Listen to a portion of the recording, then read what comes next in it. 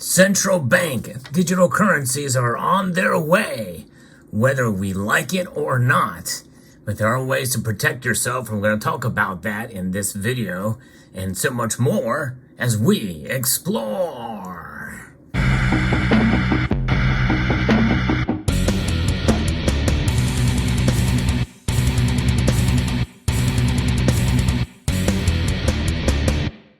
The dollar as we know it is evolving right before our very eyes. Now, all of us know that inflation is here, and it is at a pace that most of us are not comfortable with. That's right. Even though we are experiencing this inflation right now, the fact is that inflation is still there, stacked up upon record high inflation just a year ago this month. And so what's going on here with these central bank digital currencies? Well, right now, as I record this video, the United States has hearkened upon an enterprise known as FedNow service. The FedNow service is being implemented. That is the rail system for a central bank digital currency. It allows for all financial institutions to be able to go through the Federal Reserve to clear payments much quicker. It sounds like all really good, but nonetheless, that sets the foundation for it, because a lot of these transactions that come through and are checked by the Fed system, the FedNow service, can deny payments that are done through certain financial institutions, or any transaction that they may seem possible or a threat or maybe a risk in some form or another, or a technical error that they may deem it as such. It doesn't matter. It can be stopped in its cold in its tracks. And so there's a concern there, and it's happening now, and no one is talking about it. I've done several videos on the FedNow service. It's not fully implemented yet, but enough financial institutions have taken part, and it is active now, but nobody's talking about it. But that's exactly what they want. They want that they don't want it to be talked about. They want it to be ingrained and so entrenched by the time it becomes a concern, well, it's too late.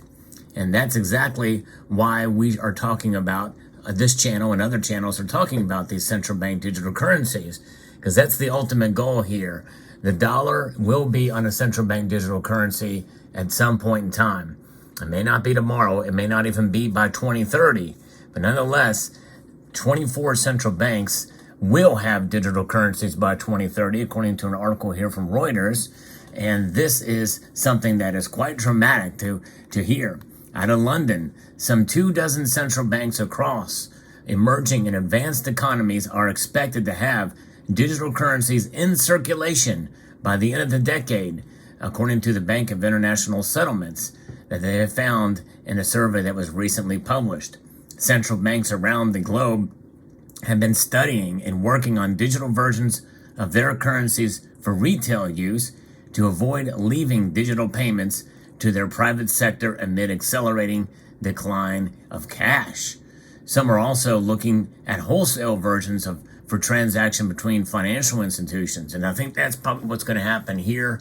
I recently did an interview with Leor Gantz and talked about how that central bank digital currencies have both a wholesale and retail component to them. And we could very well see the wholesale version between financial institutions happen now. And that essentially is what the FedNow service sets the backbone for. The backbone for a wholesale central bank digital currency. And that's kind of what I think is going to happen here first. Now, most of the new central bank digital currencies will emerge in the retail space, where 11 central banks could join peers in the Bahamas, the Eastern Caribbean, Jamaica, and Nigeria, which already run live digital retail currencies. The Bank of International Settlements found that in a survey of 86 central banks conducted in late 2022. On the wholesale side, which in the future could allow financial institutions to access the new functionalities thanks to tokenization, 9 central banks could launch CBDCs. Enhancing cross-border payments is among the key drivers of central banks' work on wholesale CBDCs, according to the authors of the report. The Swiss National Bank said in late June that it would issue a wholesale CBDC on Switzerland's digital exchange as part of a pilot, while the European Central Bank is on track to begin its digital euro pilot ahead of a possible launch in 2028. Pilot testing in China now reaches 260 million people, and two other big emerging economies, India and Brazil, plan to launch digital currencies next year. The Bank of International Settlements also said that the share of central banks in its survey engaged in some form of the CBDC have risen to 93%. Let that sink in. Central banks will be engaged in some form of the central bank CBDC.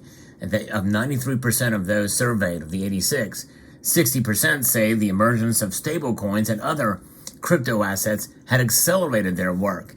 And just goes to show you that these cryptocurrencies, like Bitcoin and others, they're in direct competition to what these central banks want. They want to have control of the monetary system, not Bitcoin or other cryptocurrencies. The past 18 months have seen turmoil in the crypto market. We've seen the failure of Terra USD, an unbacked stablecoin. In May 2022, the collapse of the crypto exchange FTX in November, and the bankruptcy of banks such as Silicon Valley Bank and Signature Bank, which service crypto providers. While these developments had no major impact on traditional financial markets, they led to sell-offs in multiple crypto assets. Almost 40% of respondents indicated their central bank or other institutions in their jurisdiction recently carried out a study of the usage of stablecoins and other crypto assets among consumers and businesses. It's widely used for payments. Crypto assets, including stablecoins, may constitute a threat to financial stability, according to the report by the Bank of International Settlements. There you go. That's the reason. They're going to use those as a reason to have a stable. They want stability, and they want to be able to use their cryptocurrency, in other words, a central bank cryptocurrency, to make it happen. So we'll see. Be very interesting to see how this plays out. But nonetheless, with that being said, well, you're probably asking yourself, well, what about gold? And what about the BRICS? Well, gold is a metal that could actually be used for some organizations to back up a central bank digital currency. Make no mistake. In fact, even Texas has mentioned that they want to have their own sort of a digital currency, although they don't have a central bank, but nonetheless they have a state. It is a republic, the Republic of Texas, as it were. They have their own kind of a digital currency backed by gold. And then there's others too. What about this BRICS announcement coming up very soon, and next month, and the 22nd of August, they will announce a transactional currency between member states for trade. And this very well could be backed by gold, according to Russia. So you think about that, where Russia will back up, will have gold. They're announcing that gold will be a part of this. That's pretty remarkable indeed. And if that is the case, then then that's going to be a direct competition against the dollar. But what's going on in those nations? I've already mentioned a couple of nations that are thinking about having a retail central bank digital currency within their nations. People think, well, with these BRICS nations coming together to compete against the dollar, that's good, especially if it's backed by gold, because it brings legitimacy to gold. When the thing is gold has always been legitimate, and that is not going to change whether or not this actually works with the BRICS currency, the BRICS gold-backed currency, if it is indeed gold-backed, as Russia says it is. If that happens, well, you will continue to see gold probably go up in price, which is a good reason to have gold as part of your portfolio. There's no question about it. But what about for their citizens? Now, some of these nations, in fact, I've talked about Russia encouraging its citizens to get gold. I think that's part and parcel to the direct weakness of the ruble that we've seen. I think in some way gold may have saved the ruble because they were selling gold to their citizens. But nonetheless, Russia is on a different path. On July 11th, the lower chamber of the Federal Assembly of the Russian Federation, the State Duma, passed the digital ruble bill on the third reading, according to this piece here that was sent to me from DD Prepper. Yes, indeed, from the Cointelegraph.com. Russia's central bank digital currency is one step closer to reality. The bill, which was last amended at the end of June, sets the legal definitions of platform and participants and users, as well as the general guidelines for the CBDC ecosystem.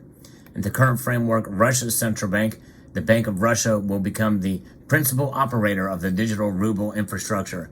It also bears responsibility for all the stored assets. The main aim of the CBDC, according to the Bank of Russia, is to serve as a payment and transfer method.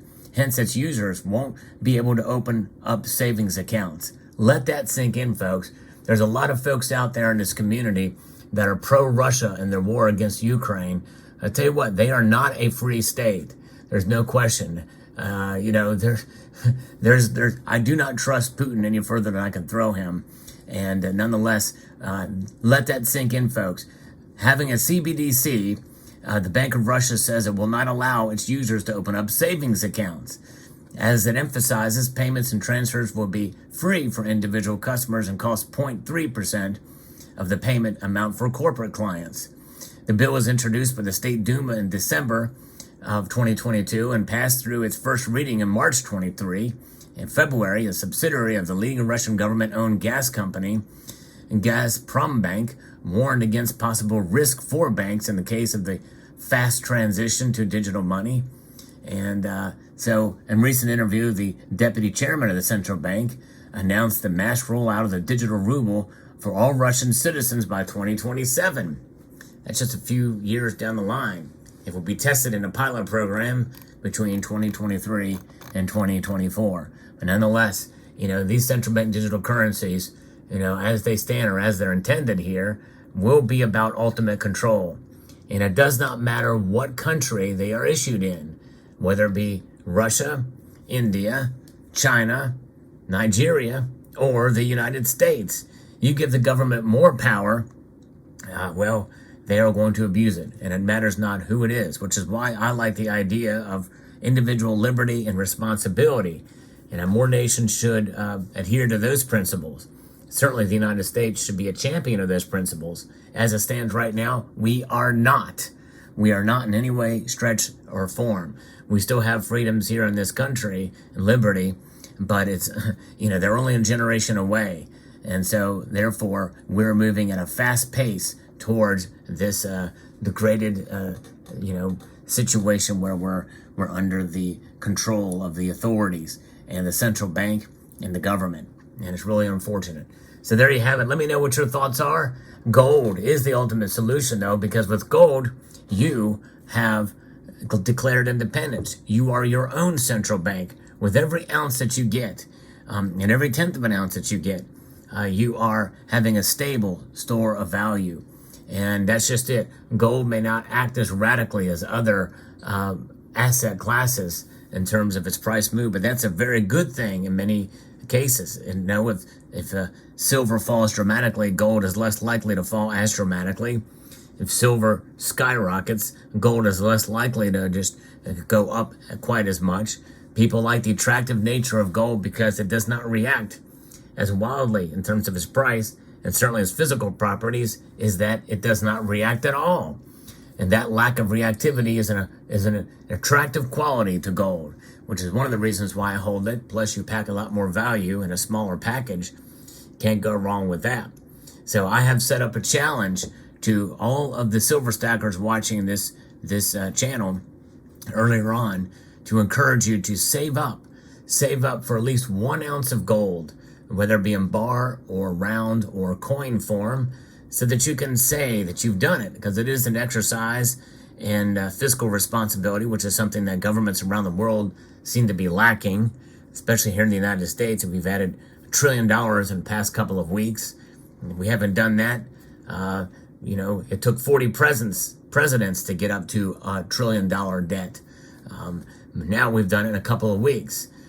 We are on a very slick slope here to a total and utter collapse if we're not careful. I mean, I hate to say that because I'm not one of those types that just is predicting doom and gloom, but at the rate we're going, I don't see how this is sustainable. It's insane. But you know what? Gold will always prevail in the end.